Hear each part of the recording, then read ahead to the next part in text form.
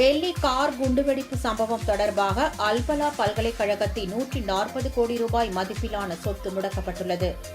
டெல்லி செங்கோட்டை அருகே கடந்த நவம்பர் 10ஆம் தேதி நடந்த கார் குண்டுவெடிப்பில் 15 பேர் உயிரிழந்தனர். இந்த குண்டுவெடிப்பு சம்பவத்தை உயர்கல்வி கற்ற டாக்டர்கள் பலர் குழுவாக சேர்ந்து அரங்கேற்றியது விசாரணையில் தெரியவந்தது.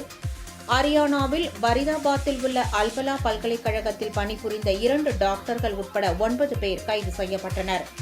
தற்கொலைப்படை தாக்குதலை நடத்திய டாக்டர் உமர் அல்பலா பல்கலைக்கழகத்தில் உதவி பேராசிரியராக பணியாற்றியிருந்தார். இதனால் அந்த பல்கலைக்கழகம் மீதும் குற்றம் சாட்டப்பட்டது. அந்த பல்கலைக்கழகம் மீதான நிதி மோசடி குறித்து வழக்கு பதிவு செய்யப்பட்டது. அதன் அடிப்படையில் அமலாக்கத்துறை அதிகாரிகள் சோதனை நடத்தினர்.